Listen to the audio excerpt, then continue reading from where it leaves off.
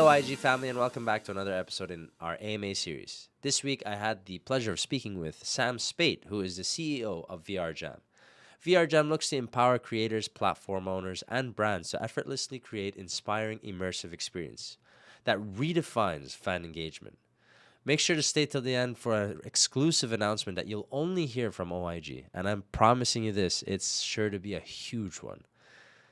Remember, if you like the content, subscribe, hit the bell notification button, and hit that like button to stay up to date with all the stuff coming out from OIG. Without further ado, let's jump straight into the AMA. Welcome back, OIG family, to another episode in our AMA series. Today, I'm joined with the CEO of VRJAM, Sam Spate. It's a pleasure to have you on today, Sam. I'd love to talk about VRJAM. How are you? I'm doing super good. Thank you, Romeo. A little warm over here in Amsterdam, which is where I'm speaking to you from, but doing fine. Awesome. Thanks very much for having me. It's a real pleasure to be here. For sure.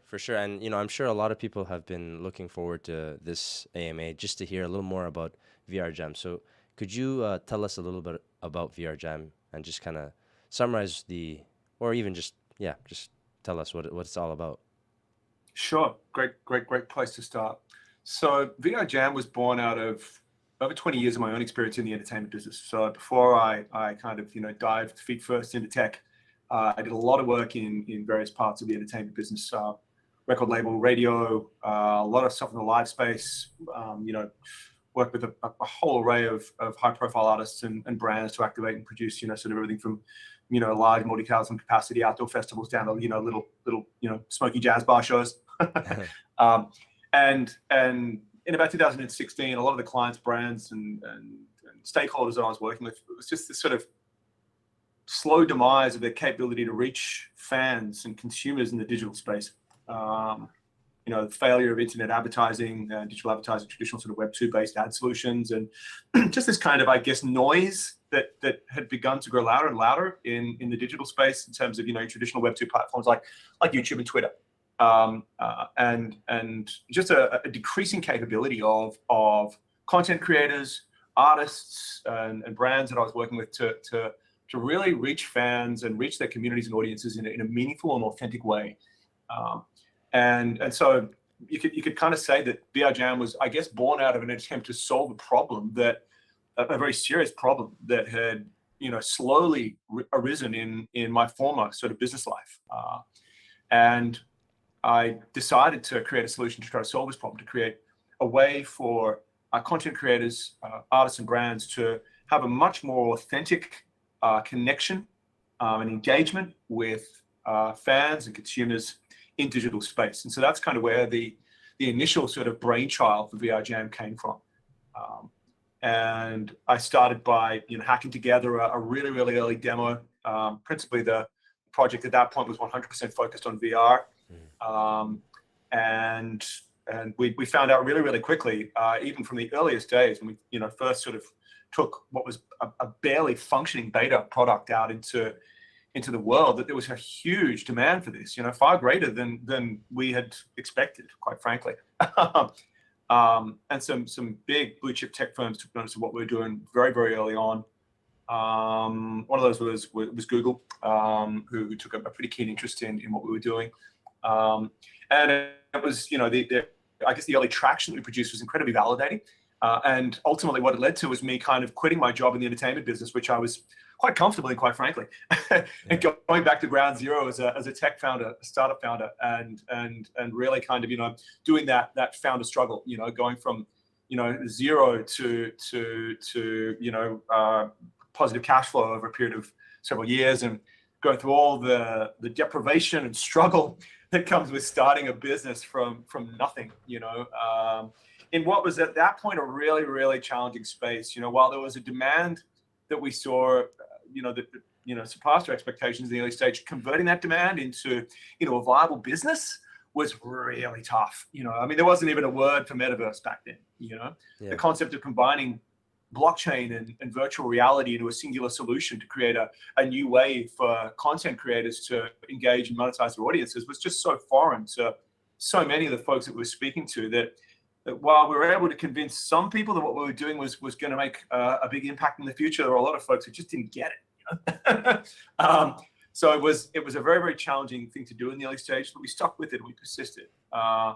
And a month and a half ago, we finally brought to bear, after 4.5 years, the product that we dreamed up at the end of 2017, which was sort of a consumer-facing, very high-quality solution for activating real live events inside an immersive environment, like in VR or inside a game world. And for in that space there to be a whole array of solutions for new ways of content creation to manifest, new solutions for generating revenue by monetizing those experiences, and new ways to reach audiences and fans in a much, much more authentic, lifelike way. Awesome. And like you mentioned a couple of things. One of them, which is most impressive, is building, starting the build process from late 2017 or early 2017. That's almost 5 years that you've been in the building process. And like you said, very early on, even though the crypto or blockchain industry in general is in its infancy, it's hard to really, the barrier to entry for a lot of people is just understanding the technology, understanding how it works within their life, and also like where it fits within the grand scheme of things. So I think you've touched on a lot of key parts, such as authenticity being one of the big issues, but also why do you think there is a need for VRJAM maybe now, or was there always this need and nobody really knew how to fill that void? I believe that the need that we aimed to service has existed for a long, long time. The technology hasn't really been ready to fulfill that need. Mm-hmm. But certainly, since we began work on this project in 2017 through till today, the magnification of that need has been immense. It's really become like a hair on fire type problem, as people in the traditional VC space might say. Yeah. Where you have this incredible incapability of brands and content creators to really reach fans in a way that's meaningful and authentic in the digital space. Traditional means of kind of monetizing those audiences are also really on the decline. So that's kind of, I guess, the problem solving that we've tried to address from the start of the business, and the problems that we set out to solve back in 2017 have only become more and more and more magnified as time's gone on since we launched. Frankly, the COVID-19 pandemic was a magnifier of those needs. It really brought in a focus and need for there to be solutions that allowed individuals to have an authentic engagement or an authentic lifelike interaction in a digital space. Mm-hmm. But what we saw during the pandemic was a lot of Web2 solutions that didn't really do that. If you look at conferencing solutions, there are a huge array of these video streaming based conferencing solutions that sort of came to market during the pandemic. And it was the same video call technology that Google Meet launched back in 2011, just with a different wrapper around it, with a few extra buttons and a few other extra little features added in it. It's not new at all, So there wasn't really a commitment to innovation in terms of bringing solutions to market that really solved these problems in an innovative way that had sort of potential for long-term impact. Because video streaming is great in its own space, but it doesn't, in our opinion, hold the capability to provide a truly authentic, lifelike engagement between two human beings inside a virtual world or a game space or a 3D graphical environment. And that's really what we set out to do with VRJAM, was to really kind of magnify the potential for human presence to exist inside virtual worlds. And that's, I guess, part of our special sauce today is that we've integrated a whole bunch of existing solutions and done some of our own work too on creating solutions for real-time visualization of human beings inside game worlds, inside virtual environments, primarily using motion capture technology. And there's an array of different motion capture solutions that we use to provide these solutions. And there's sort of, I guess, tiers in terms of the complexity and cost of those solutions. We have a low barrier to entry, low cost solution where you can basically sort of control the motions of your avatar using a camera, and that will basically allow a human being to, instead of being visualized as you and I are now in a video stream, to be visualized in 3 dimensions inside a virtual world, which just provides a far greater degree of authenticity. And then we have a couple of different solutions between that, all the way up to sort of like a Hollywood film set grade inertial solution, which at that point, we actually have to fly one of our technicians out to wherever the content creator or the person is that wants to be visualized in that way. We have to, sort of rig them into a sort of a motion capture solution, which manifests as a bunch of little sensors that strap onto the body. And while they're wearing those sensors, everything that they do down to, the slightest, sort of shrug of the shoulders or the raise of the eyebrow is visualized real time inside the virtual worlds that we're offering on our platform. And as you can see here, we're starting to get to grips with human presence, Romeo, and this is a fundamental part of Web3 ideology, and Web3 technology. But so few companies in the immersive live event space or immersive tech space are really getting to grips with human presence. Most of the content and experiences that you're seeing that are available today are all pre-recorded. They're done offline by content producers and studios, and then they're kind of switched on. What we've built, this is VRJAM's really big sort of USP. It's one of its main points of difference to the competition is the fact that what we built is a live solution. Yeah. It enables live, real-time human presence to exist inside a game world or a virtual world, and that really is very, very different to a lot of what's going on in other verticals and sort of parallel sort of software development spaces that exist alongside sort of what we're doing in the metaverse. Yeah, no, and that's really impressive. I did see somewhat of a demo of that motion capture technology from one of our previous discussions, and it's truly remarkable. And you can see the great lengths you've gone to really create, or I guess to really eliminate any barriers of entry in terms of motion capture and realizing that live human aspect within the virtual world. And it's also very clear that, like you said, that COVID and I guess just the overall connectedness of the world has increased within the past couple years, and that kind of really pushes us to really innovate so that we have a solution like many of the ones you've mentioned just now that really allow people to communicate and interact with an authentic experience over in the virtual world. So which is amazing, right? That's impressive. There's another need that's really being addressed through solutions like ours too, and that is the carbon footprint of traditional events and human interactions. I read a study about 18 months ago on sort of events in the UK. There was one section of the article that dealt with music festivals, and the average music festival I think produces something like, I forget the exact number, it's a staggering amount of carbon pollution. It's something like 10,000 or 15,000 tons of carbon emissions, the average kind of like large scale music festival.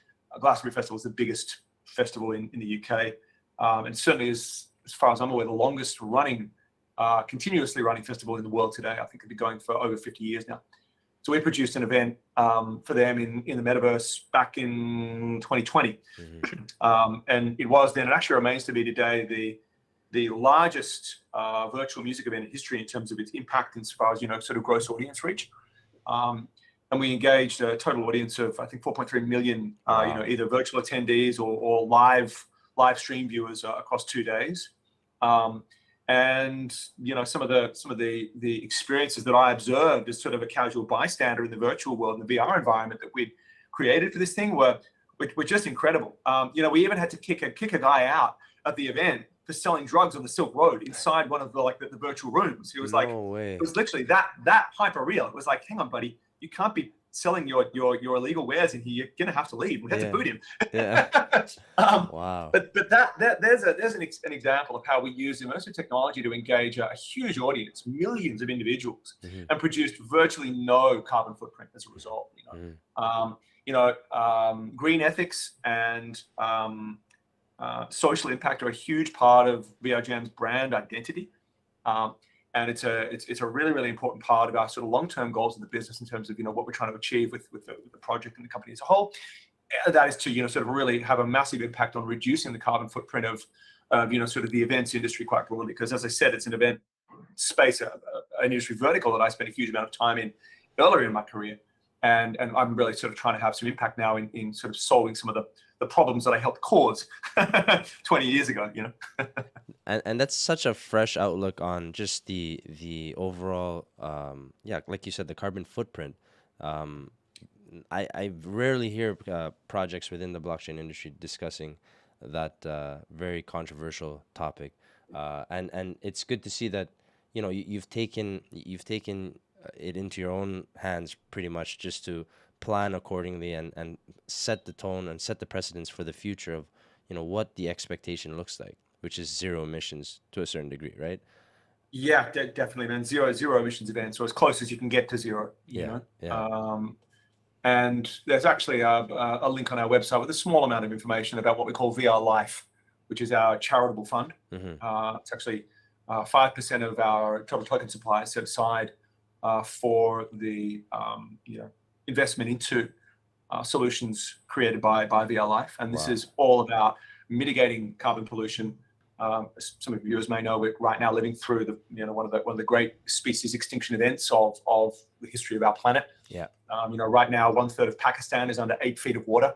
Wow. There is just evolving all around us an incredibly important message that we as a species need to hear and respond to, and that is that planet Earth is not putting up with this crap anymore. Yeah. Without wanting to sort of get political here, it's a fact. I mean, everything from Pakistan being underwater to the gigantic firestorm that occurred last summer in Australia, where I think it was over 2 billion animals perished and were burned to death in a firestorm that engulfed a large part of the country. I mean, these are really serious, unprecedented events that we're living through here. And if we're going to sort of engage in generating anything like extractive capitalists business models here, need to make money, yes, but they also need to understand how to create an environment that's going to allow us to continue doing that in 30 years time, not just today and tomorrow. Exactly. Because like you said, at this rate, I mean, with the catastrophes that are happening across the world, it's no telling when this will end, but it can't last forever, right? And that's why we need to make a change. We need to really step our game up. And it's really refreshing to hear that your perspective on that, because like I said, it's very rare that we do have people within or projects within the industry that seem to recognize that issue. And you also mentioned, sorry, go ahead. I think that the tech industry as a whole has a responsibility to help innovate not just products and solutions, but help innovate social movements. The tech industry are the it's the engine room of innovation for planet Earth right now. That's where innovation lives, is in the tech space. And as developers of bleeding edge technology, well, we need to understand that those products, they also have an impact at a societal level, that they're not just solutions to generate money and revenue. Of course, that's a hugely important part of what we do, but there is a broader impact in terms of societal change, societal innovation that new technologies produce. And if we can just hardwire good and hardwire solutions to protect the space that we operate in, then we create a business that's going to be around in 50 years. Not one that's going to, pop up today and last for, a few years and maybe flicker out in 5 or 10 years time. I guess that's something we're also pretty proud of too, is that we started early. We built this business brick by brick on bootstrap funds.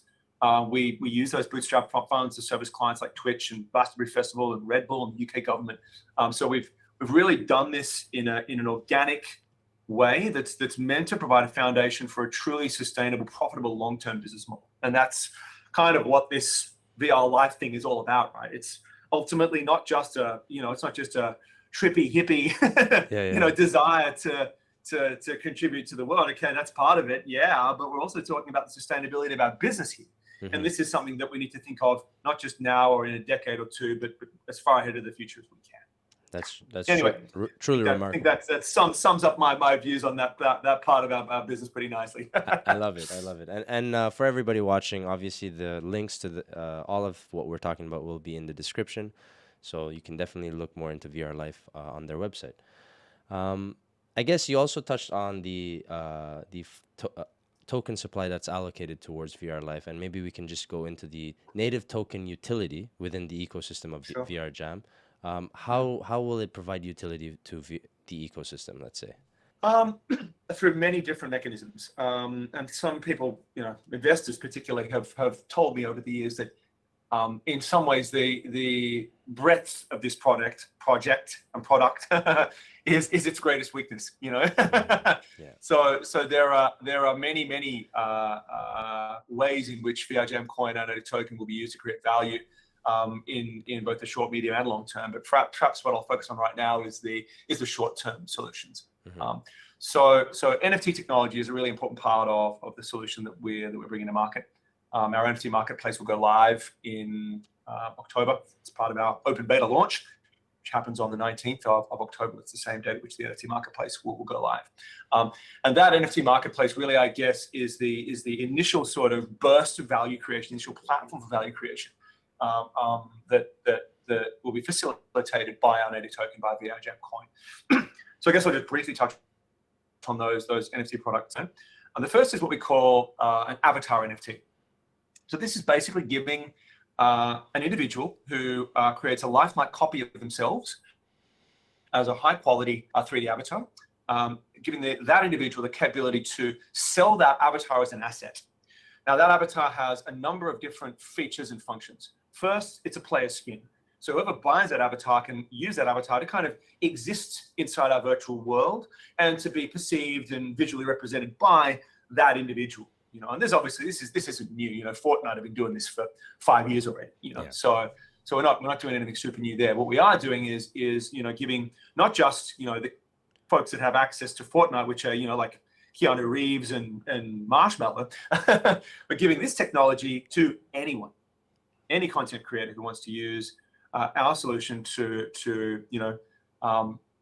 quantify the value of their biographical image, name, and likeness, for them to be able to do that quickly, easily, in seconds, using our solution, then to make that monetization solution where they're now sort of monetizing the value of their identity as an individual, as a human being, for that to be something that's widely available and scalable. Okay, now I don't want to say that we're not servicing high-profile clients. We absolutely are. We've got a whole sort of array of very high-profile content creators, artists, and brands who are going to be using this technology to sort of render these avatar NFTs. But it's not something that we've sort of preserved for the rich and the elite. Yeah, we're trying to make this technology as widely available to as many content creators as we possibly can. I should call out there too sort of our relationship with Ready Player Me. So Ready Player Me are the world's most widely used avatar creator solution. It's an incredible product. And we've got an amazing collaboration that's ongoing with Ready Player Me to really sort of take their technology into some new spaces. And I definitely encourage your viewers who are interested in what we're doing to take a bit of a look at Ready Player Me, because they form a pretty important part of how we provide solutions for content creators in this sort of avatar NFT space. The avatar NFT solution, however, isn't just about taking a visual representation of yourself as a 3D graphical image or a model and then monetizing that. It goes further. What you can actually do using this solution is, take certain rights, copyrights particularly, or certain privileges, and attach those rights and privileges to the NFT and to the avatar itself. So, for instance, an example. Last week we soft launched a project called Psionics. So these are two virtual beings that we've created. We've dreamed these beings up. They are DJs and music performers and music artists. They're also science fiction film characters from the future. And they released their first single last Friday. And it's been hugely popular. It's actually been picked up by some huge music artists like Basement Jaxx and Oliver Van Heldens. Wow. We've designed these beings to have a specific look and feel and vibe. They're going to perform their first live event on our platform on Thursday. And their NFTs available that are going to give the purchasers of those NFTs the capability to share in the revenues and own the copyrights of the records and music that these beings release. Wow. They've actually got their own music manager office, a guy named George Cool, who's a really a serious veteran of the music business. So he's actually, his sole job is to manage these virtual beings. and so as you can see, we're really trying to take NFT technology one step further.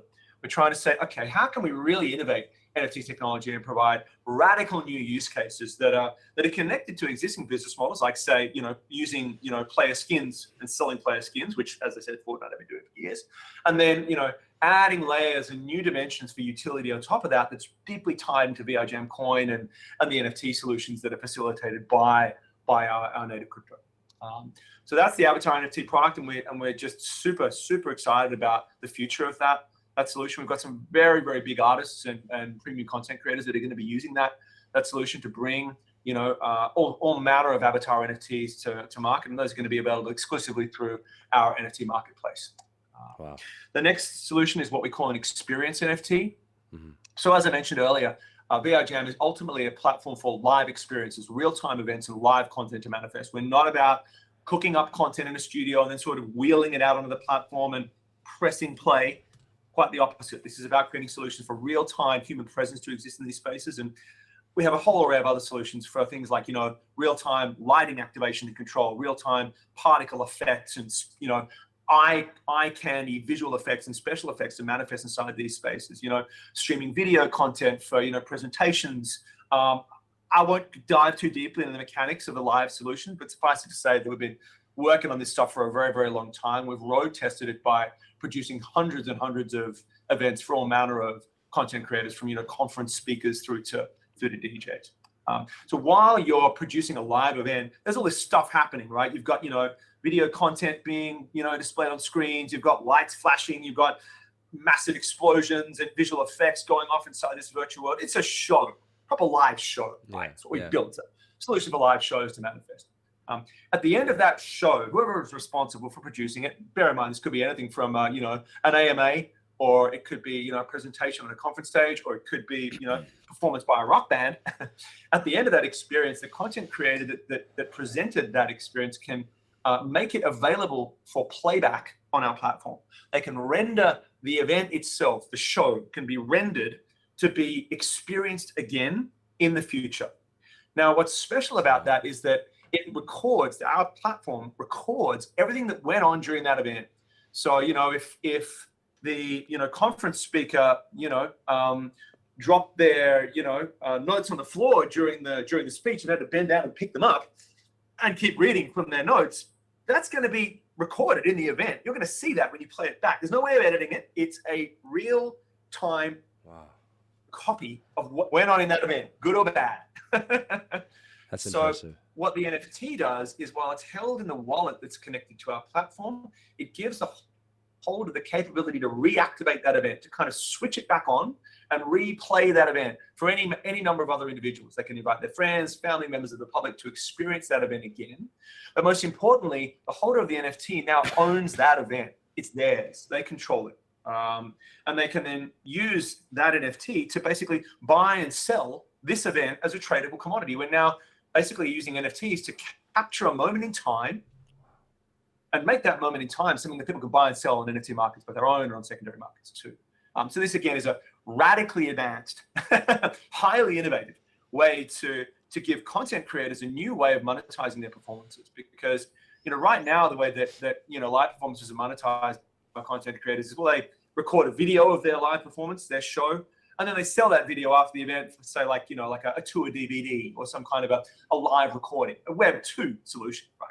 Yeah. Well, this is a Web 3 solution for doing the same thing, for capturing a live show, monetizing it, and making it available to audiences. But now, not for it to be video content, for it to actually be a fully immersive live experience that can be relived again in the future, just as it was the first time.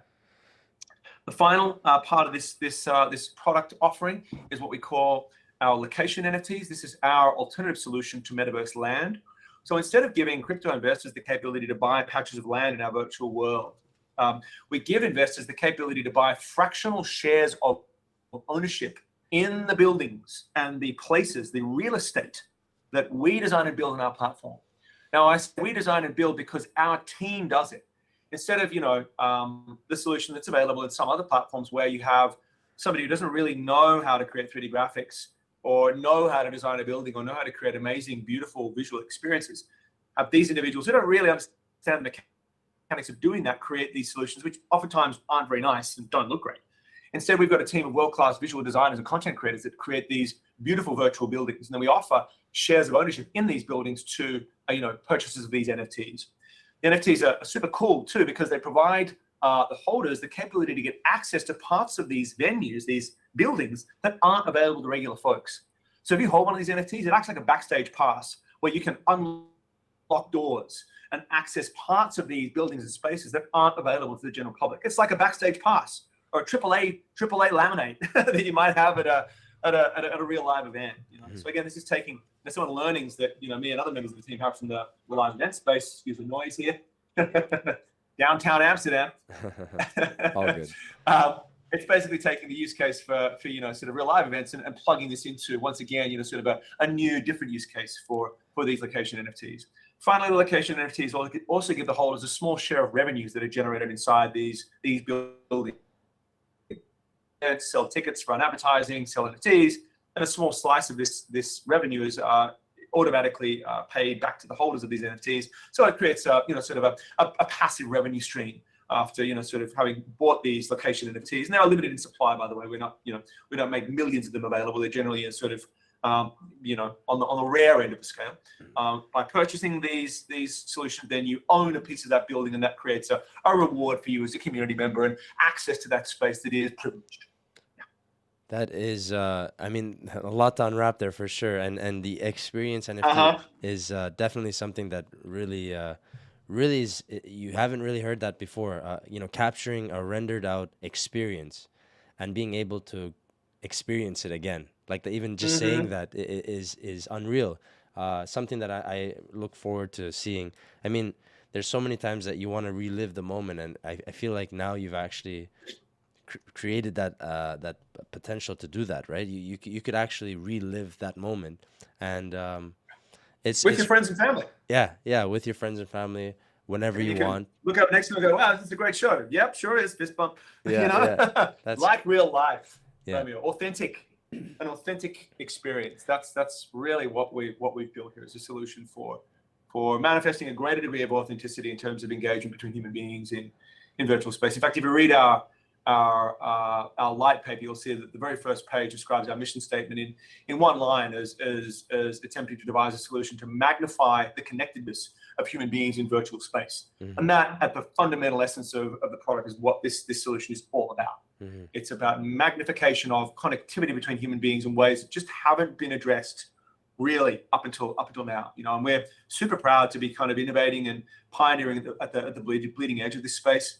It's not always easy, and people don't always get it right away. but no matter, we're such believers in this space in terms of the coming age of Web3 transforming human interaction that I mean, we're 100% all in on this, and expect a lot more innovation to come. There's a whole other array of use cases for our native crypto, purchasing of tickets and trade inside our virtual world. Basically anything and everything that takes place inside the virtual world that involves a transaction happens using VRJAM coin. We don't have any kind of fiat payment facilities. So any type of a financial transaction or exchange that goes on in our virtual world is facilitated using our native crypto. But what's I guess a little different to our business model for maximizing the 24-hour trade volume of our coin, which is obviously sort of driving demand, is that a lot of these transactions don't rely on trade on crypto markets. They rely on interaction between consumers inside our virtual world or fans. We have creators that we're slowly unveiling, and these 100 individuals will be producing regular events and activations of all sorts, everything from game streams to talks and interviews to concert events. This sort of group of ambassador content creators will be a sort of to bring their audiences and their fans to our platform, and then those audiences will be offered new and innovative ways to engage with those creators via our coin and via our marketplace. So this is really, I guess, decoupling the supply and demand mechanism to drive the price of VRJAM coin from the crypto market. Yes, okay, of course, the crypto market is still very important. We are still a crypto native firm. We're working with very institutional sort of crypto native companies in this space. We're partnered with Polygon, market makers, a GSR. These are institutional crypto brands that we're very, very deeply involved with. However, the success and sustainability of VRJAM coin as a tradable asset isn't dependent wholly and solely on the crypto market. And I think anybody who's interested in investing in crypto right now should find that refreshing, given the fact that we're in the middle of this pretty ferocious bear. This is somewhat of an antidote to the bear market. You Yeah. know, it's saying to the financial market at large, yes, okay, the crypto market is important for the stabilization of the price point, 24-hour trade volume of VRJAM coin, but the most important part is the fact that the demand for this solution is driven by consumer adoption, not just crypto native adoption. And that kind of gives an extra boost, an extra push to the coin that is, as I mentioned, decoupled from the traditional supply and demand model that arises from, you know, an asset being purely driven by trade and commoditization on crypto markets. Yeah, and more driven by utility, right? And that's what we're going to see. Exactly. Bravo. That's what we're going to see Utility. moving forward you know, within the bear market, and it's something definitely that we've seen here at OIG, that, you know, projects that fail to really build out and provide that utility within a crypto native environment, they won't stand the test of time, and it's clear that, you know, especially in your case, that you've recognized this risk, and you've took the time to build, I mean, for the past 5 years, a really remarkable product that really looks into the future, which is no easy task. Thank you. You know, and No, that's so true, man. You know, what a lot of crypto native firms forget is that Web3 isn't some faraway universe populated by high net worth individuals and crypto bros. Web3 is going to be the whole internet. And that there is this adoption phase that we're just beginning to enter right now. And for that adoption to take place, regular old folks need to understand how to use this technology. Correct. They need to be given fun, awesome, amazing, attractive opportunities to adopt this tech. Now, that doesn't necessarily mean becoming a crypto trader. It might mean buying a player skin of your favorite music artist or film celebrity on our platform and using that as your first toe in the water into the crypto space. But that's a huge part of the problem that we're trying to solve here, is not hiding away in a little black box that's locked up in the fantasy world of Web3. It's addressing the fact that what we as innovators need to do is understand that innovation only becomes meaningful through use and adoption. You know, yeah. If we don't have a strategy for mass adoption hardwired into our solution, then how on earth can we ever expect to build a globally successful brand, a globally successful tech business? You know, Exactly. And I think that we're really going to see this really sort of impact in the next 18 to 24 months. And that is that firms that aren't addressing the fact that adoption needs to really help define some part of their business model in terms of regular folks getting access to and being able to use the tech that they produce. I think those firms are going to struggle more and more and more. You know, as the transition from Web 2 to Web 3 shifts, it'll be the firms that facilitate that shift, that facilitate that swing and that transition. They're the firms that will really, I believe, emerge as the next Amazons, the next Googles, the next Shopifys. This is the opportunity that we in this space have right now. We're incredibly lucky. You know, there's this new dawn of the internet that's just breaking here. You know, and it's a wild west, man. You know, there's so much space here. It's just like, you know, so much space to dream and invent and create. But if that invention isn't connected to the understanding that it's fundamentally based on a drive of adoption and you know, for that defining the purpose of that tech, then it'll exist in a beautiful glass box. Yeah. And sooner or later, that glass box will become nothing more than a museum exhibit, you know. Yeah. And we don't want to be a museum exhibit. We want to be, you know, one of the global brands in the coming age of Web3. You know, one of the global brand that defines how live experiences happen in the Web3 world. Amazing. I mean, we touched on a lot of stuff there, and you know, really what I'm sure our viewers are seeing too is just the ambitious and really relentless attack of seizing that future and creating that future. And I want to know, you know, what you probably have a very great team behind all of this. So could you tell us, you know, a little bit more about the rest of the team? You've told us about your background, but what does your team have that really sets them up for success? I love that. That's a great question. And I guess what I do is I'd really look back to the foundation of the business to answer that question in the most potent way. And I often get asked this question, particularly when I'm talking to investors. And they always want to know about the team. But I guess what I'd like to do is kind of, I guess, frame the sustainability of our vision here by talking about the quality of the individuals that I was able to bring to this business right at the very beginning. Mm-hmm. So I sort of first hacked together an early stage demo of our platform, and it barely worked. It was really like, it was just like a totally, sort of hello world MVP. Yeah. Would never call it a product. But the strength of the vision around the combination of blockchain and virtual reality and immersive technology, that when that was sort of set out, and I was able to show that through this MVP product that vision could be realized in a simple fashion, a basic fundamental way. I was able to attract some incredible minds to this project. And the two I guess I'd like to talk about are my co-founder, Ivo Slivkov, and our creative director, Ollie Rankin. So Ivo is an incredible individual. He's one of Europe's leading motion capture and character animation specialists. He's a really senior guy. He's had over 35 years experience in the game and film industry. And he's seen it all. I mean, his last startup scale-up story was a company called Chaos Group. Chaos Group are one of the most successful graphics rendering engines in the world today. They've been used on dozens of massive Hollywood films. And in fact, in 2020, Chaos Group actually won a technical Oscar for what's called the VRJAM graphics engine. So the VRJAM graphics rendering engine is one of the most widely used graphics rendering engines in the world today. And this was Ivo's last kind of startup story. So he sold out of Chaos Group about, I think it was quite a while back now. It was nearly 10 years ago now.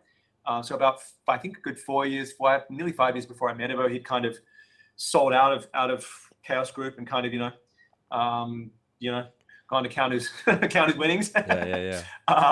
And moved more into creating technology for character animation and motion capture. And that really kind of informs, how our capability in the virtual human space, in the, Web3 human presence, sort of a topic really sort of, has manifested in our technologies through Ivo's capability. And, the list of sort of stars and content creators he's worked with is just immense. I mean, you're talking about people like, Mark Wahlberg, Charlize Theron, Chemical Brothers, Skrillex, and Ivo understood as soon as I met him, the very first meeting that we had, which was actually in the Netherlands, actually through my links here in Amsterdam. From the first conversation that we had, he was like all in. He's like, "Yep, I get it, man. Let's go. Let's strap on the rocket packs and let's see if we can fly to the moon here." Yeah.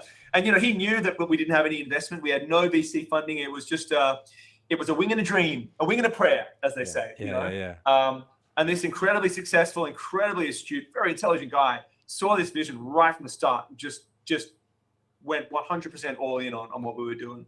The other guy that I was able to bring to the project, and by the way, we didn't have any money to pay these guys, by the way. They weren't being paid. They were all paid in equity. Wow. But a little sprinkling of a little, few thousand euro here and there, a few $1,000s and a few little cases to cover costs. There wasn't any paycheck involved. This was just selling the dream, and a beautiful dream it remains to be. The other guy I'd like to call out is Ollie Rankin, our creative director. So Ollie Rankin is one of the most widely recognized visual effects and special effects engineers and graphics producers in the Hollywood film space. So Ollie's career began in New Zealand about 25 years ago, where he was creating kind of AI brains for the crowd, rendering the crowd scenes in the Lord of the Rings trilogy. So that was his first kind of big gig, as they would say in the in the graphics and special effects space.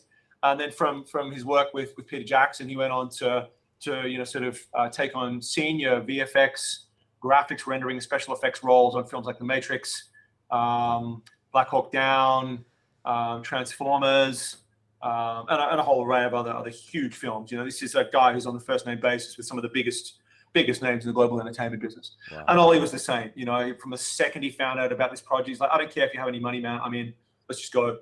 Pay me later." I knew early on that we had to attract giants to this project. If we were going to do this, if we were going to create a solution that was going to revolutionize the concept of human presence inside virtual worlds, and for this to be something that was compelling enough to attract your Twitches and Red Bulls and Googles of the world to the project, which we've already done, I knew we had to have giants, superstars on the team to overcome these kind of Everest-sized hurdles that we had to leap to kind of get to grips with the technical challenges that come with building a product like ours. And since then, we've been able to bring a whole array of just geniuses to the project. I mean, yeah, the only way we've been able to get to where we are today on what's been a pretty meager budget, I've got to say, we haven't had any big VC investment. We've raised a total of 2.2 million so far. And all of that's been from Web3 funds. We've had virtually no investment from the traditional, sort of what I call the traditional Web2 finance space. We really committed to building a product that the market wanted, and then, before we went out to investors and asked them to risk their money on working with us, we wanted to and did prove that we had a sustainable business model that could attract these big blue chip brands as clients, that we could use to service hundreds of different content creators, artists, and personalities. We really proved out the capability of the tech, the business, and also proved that we had a revenue producing, cash flow stable company before we went out there and started, sort of bringing investors to the project. I didn't really feel that it was necessarily altruistic or authentic for us to kind of ask investors to back the project until we'd proven it, until we'd really validated what we were doing as a company, validated our business model, the fact that there was demand in the enterprise space, the fact that consumers wanted what we had to offer, validating the use case when it came to creators and artists. All that has really been done in spades over the last 5 years. It's very different to a lot of traditional tech projects. A lot of tech projects go out there with an early stage MVP, they raise a ton of money, they spend that money quick and hope to God they've got a sustainable market position by the time the money runs out. And that's just not how we do things here. We've done things very differently, and that's it really, I guess, sets us apart from 95% of other crypto native projects, and that is kind of the reverse to the business model that most folks take in the crypto native space. Now, we're very proud of that. We started I guess the real sort of deep dive into crypto integration in 2018 when we started collaborating with Engine. Engine are today co-marketing partners of ours. We have a very wide-reaching partnership with Engine. For those on the watching this who don't know, I definitely encourage you to look Engine up. They're a pioneering brand in the Web3 and blockchain space. They pioneered some of the very earliest technology for rendering NFTs on the ETH chain. So please check them out. They're very, very important partners of ours. There's a whole bunch of other, amazing brands that we're working with today, like Polygon and various others in the technology space. We're really collaborating very deeply with sort of other pioneers in the Web3 space to really kind of, innovate and really keep sort of pushing the boundaries of innovation when it comes to, sort of our part of the Web3 world. Wow.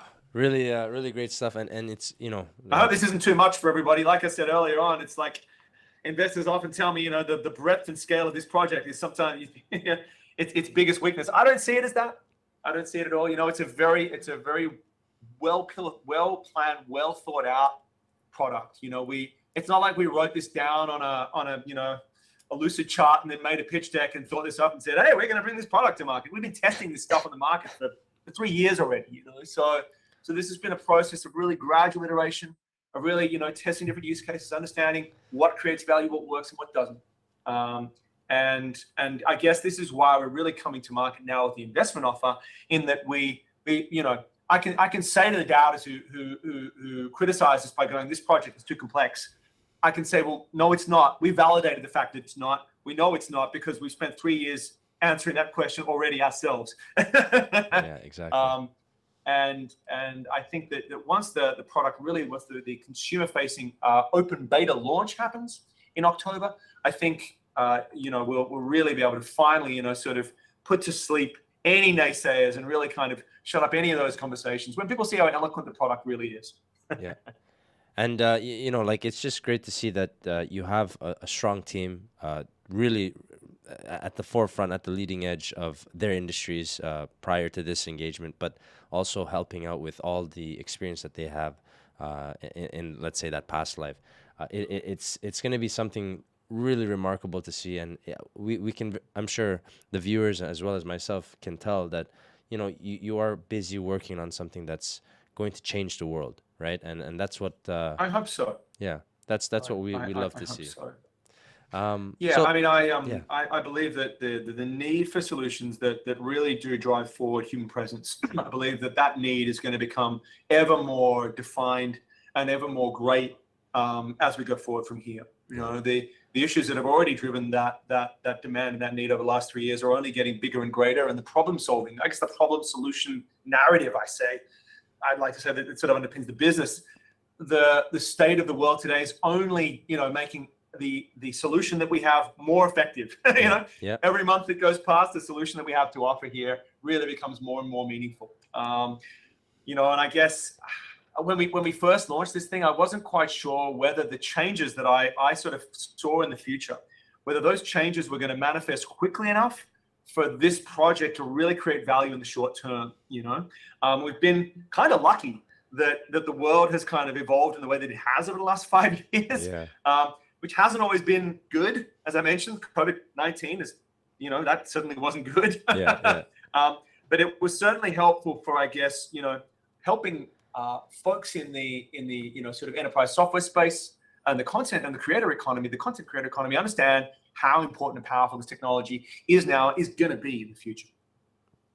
Yeah, no, couldn't have said it better myself. That's impressive. And I think Final thing that I'll call yeah. out on that point too, in terms of future vision, before we kind of move on to questions, is the fact that we haven't announced this yet, but we're going to in the next couple of weeks. We've actually recently secured an investment in the form of a mega grant from a company called Epic Games. So Epic are the producers of the Fortnite game platform, which is the most widely used game in the world, and they're the biggest gaming company on earth. And the solution that Fortnite are investing in is all about human presence.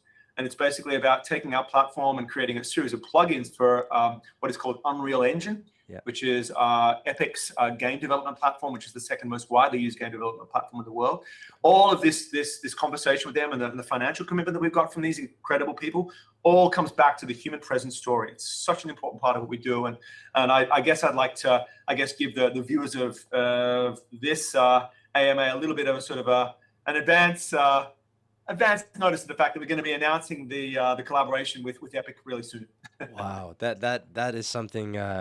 You heard it here first, guys. This is something really, really, really monumental. I mean, Epic Games is one of the, like you said, the biggest, almost, if not the biggest, game developers in the world, and just having they are by far in terms of market share. They're it. 100%. So that is impressive, and can't wait to actually hear the official announcement, and much appreciated to sharing it with our community first here at OIG.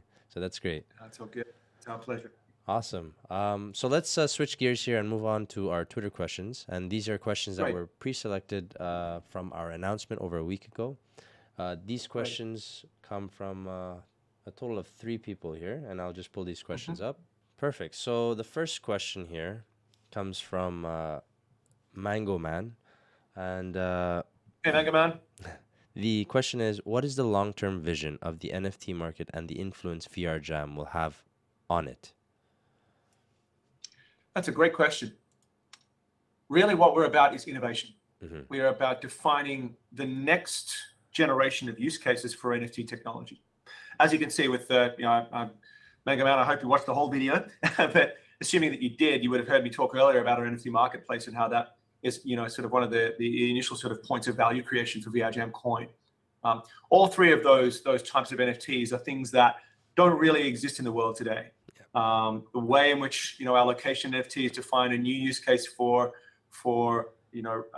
virtual real estate to be valued through blockchain tech, where our experience NFTs create a solution to kind of commoditize events in completely new ways. That is what we are here to do. Bring to market completely new and innovative solutions for the NFTs of tomorrow. It's a really fundamentally important part of what VRJAM is all about. And I'm going to be a little bit bold here with this next statement and say that I'm honestly a little disappointed with the lack of vision and creativity around how NFTs are used today outside of the finance vertical. Finance vertical, I mean, it's super advanced and awesome what's going on there with the way NFTs are being used as financial instruments. But in terms of art, creator economy, consumer applications, there is just a real lack of imagination, a lack of innovation in this space. And I find it personally disappointing. And I am happy to step into that space. We as VRJAM are happy to step into that space and bring together solutions that are just radically advanced and way out in front of the other solutions that are in these verticals today. So that's really our mission when it comes to the NFT space, is proving out new use cases for NFT technology, because I personally believe that NFTs and digital valuation is going to transform the entire global financial system. And I personally believe that at some point in the future, maybe not for 5 or 10 years, but at some point in the future, digital valuation will become as important as real world valuation. And those two things will become parallel in terms of how value is measured and created. And I believe that as human presence becomes more and more enlarged in the Web3 space, and the solutions to human presence become greater and greater and more complete and authentic, that valuing things within that new space where human presence becomes more real, that valuation in that space, in that digital world, will be extremely important and an incredible business opportunity. So that's what we're trying to do, is bring to bear solutions that are pioneering in that space, that are leading the way, and that are, allowing us to position VRJAM, and most importantly VRJAM Coin, at the forefront of that change. Impressive. And that's it's quite a tall order, like we've discussed earlier in this chat, but definitely something we're going to be all looking forward to and seeing it come to light. So couldn't agree more. Let's move on to question number 2 here. This one comes from Harry, and Harry asks, we're currently in the bear market, so as the current market situation is too unstable, it holds investors back. Can you give me some good reasons why I should buy your token in this market situation? Absolutely, and we've already touched on this earlier in the talk to Harry. I encourage you to watch the earlier part of the conversation here if you haven't done so. But really what we're trying to do here is create a solution for adoption of Web 2 folks to become Web 3 folks. And that adoption, that use case, if you want to say that is what will become the primary driver of demand, which obviously sort of goes back to the 24-hour trade volume and the stabilization of the token price point. That is going to be what sets VRJAM Coin apart from the other metaverse tokens that are available in the market today. So most of the other metaverse solutions today, metaverse coin solutions, I mean, and I'm not going to name names, but we all know what they are. They're primarily designed to create a value proposition for crypto traders. Now, we want that too. Don't get me wrong. That's a hugely important part of what we're here to do. Absolutely. But just as important, like 50-50 important, equally as important, is the way in which we create demand for the coin by the consumer use case, by mass consumer adoption, bringing hundreds of thousands of consumers to the platform every month, and then making it like effortlessly easy for them to own NFTs, for them to engage in our play to earn rewards program, for them to download and buy player skins, like super duper easy. We even have a solution built into the platform UX where users can create an on-platform wallet, a generic on-platform wallet using a 4-digit PIN. This allows them to hold the coin, trade the coin, buy and sell NFTs on our marketplace without completing KYC, without buying any gas tokens or crypto, without going through any of those difficulties or barriers to entry that one normally finds to become crypto native. And that holds so many consumers back. Do you know how many times I've heard from people I've spoken to? I ask them, have you used this metaverse platform? And they say, well, I kind of got to the landing for the login page and it asked me to plug in my crypto wallet. I don't have a crypto wallet, so I just closed the browser window and moved on. Those kinds of barriers to adoption, they need to be swept out of the way. It needs to be effortlessly simple for consumers to adopt our tech. And most importantly, it's also a solution, Harry, for defining as many ways for consumers to engage in the high-end experience inside our virtual world through easy, point and click style solutions that exist on the web front end of our platform as possible. I won't go too deeply into that, but you can basically perform all of the key actions that are available inside the fully immersive virtual world by logging onto our web app, which is the sort of web front end of our platform. You can make friends there, you can communicate, join and create player guilds, you can invest in staking pools, you can buy and sell NFTs, you can access the NFT marketplace.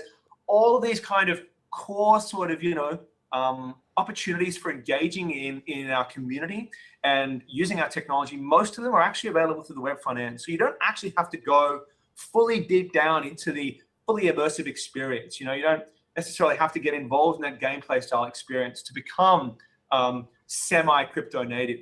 So this again is understanding that some users just don't want that. They want to, make friends. They want to join a player guild. They want to maybe, understand, sort of, real estate that they can purchase or engage in, and understand how there's a community offering around that, and make friends and meet people. This is all capable of happening via the web front end of our platform, which is, again, just trying to understand how best we can maximize adoption from the consumer space for our coin.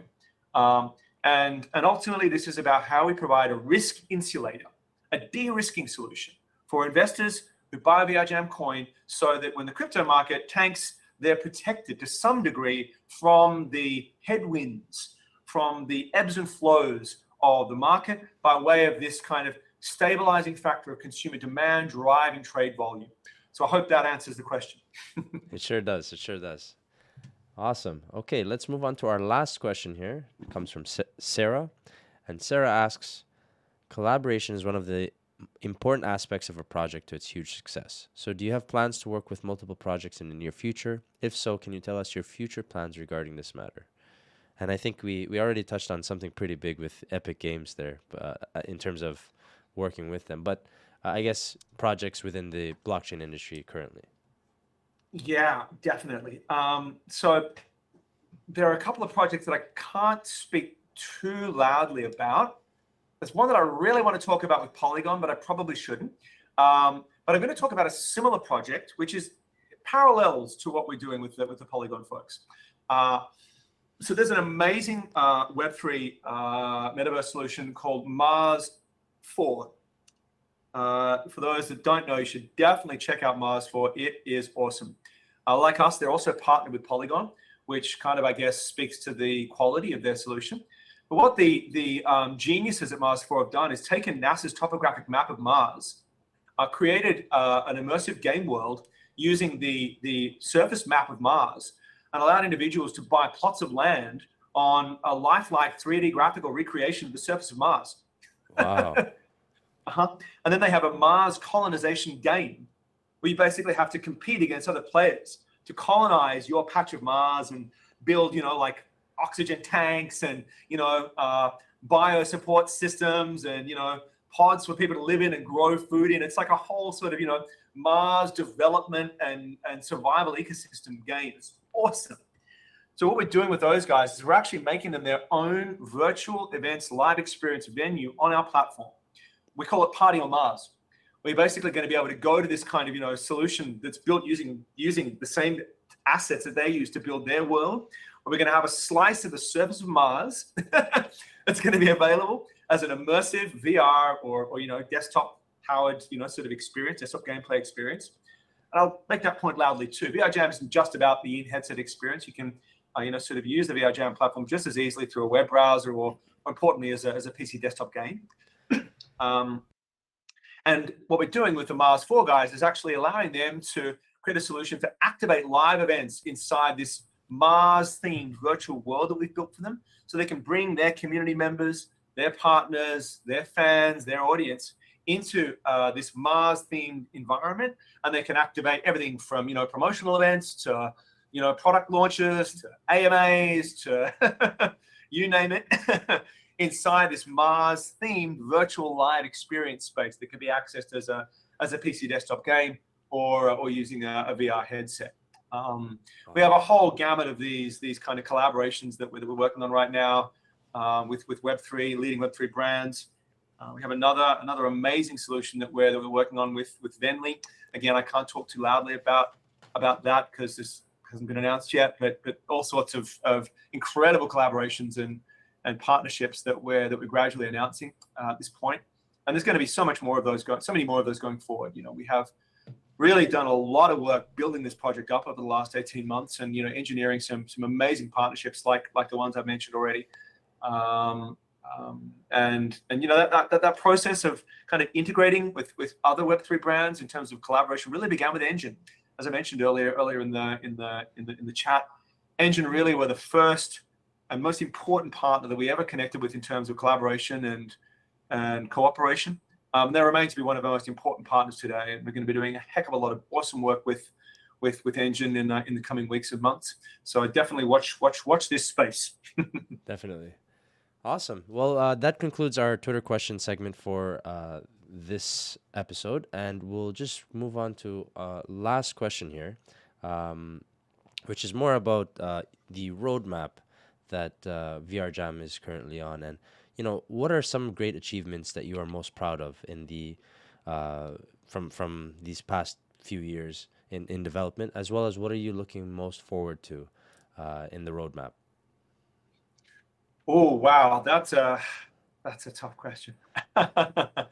uh, Really, I think probably one of the proudest moments that I've had in the last 4 years was when we activated the consumer-facing iteration of the VRJAM platform for the first time in May this year. So we've been building this solution, as I mentioned, slowly, brick by brick, using primarily bootstrap funds for better part of 4 years now. But what we've done during most of that time is really use the solution as kind of like a white label product or an enterprise solution, where we were, being engaged by various clients and partners.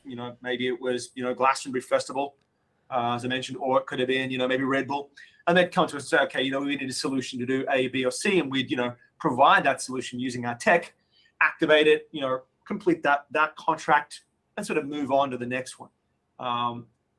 But all the while, we were building up our core technology, and brick by brick, sort of building the solution and testing it on the market as we went along.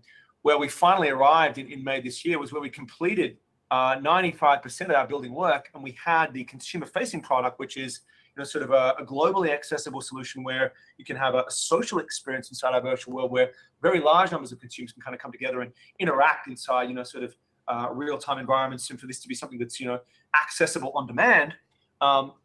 That product finally launched in May, and we did an amazing live event for a group of journalists in London and also in New York City. We had a performance from a music artist named Junior Sanchez, who's a pioneering house music artist, house music producer. And watching that event go live and being part of that experience where we were sort of interacting with these journalists in the sort of solution that we first dreamed up in 2017. And really seeing that manifest, I literally cried a small tear. Yeah, I can only imagine. Yeah, that must have been an experience. Yeah, it was kind of like watching a child come into the world. It was like the final sort of realization of years of slow, gradual work and grind and building and testing and succeeding and failing.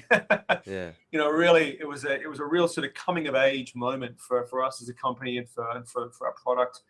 And it was a real sort of, it really felt like we'd sort of climbed to the top of a mountain at that point. We'd reached the summit of the mountain. But the funny thing about reaching the summit of the mountain is that you don't realize that behind the summit, there's actually an even bigger mountain that you have to start climbing. Yeah. And so as we reached the summit, we sort of peeked over the top of the summit. We went, okay, we got to the summit, but there's the actual top of the end of the mountain climb, Yeah.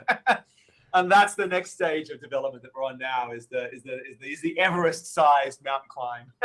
Amazing. We really bring VRJAM to market as the global leader in the Web3 live event space. Awesome. Well, Sam, that was really a lot to dive into, and I'm sure that our viewers will have a great time listening to this podcast. And I hope so.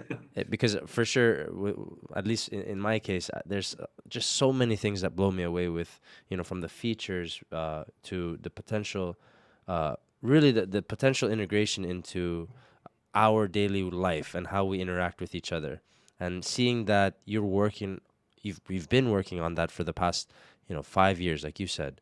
It's truly remarkable that for one thing too as well, within a fast-paced industry like cryptocurrencies and blockchain itself, that you're still here. That just proves there is something here, right?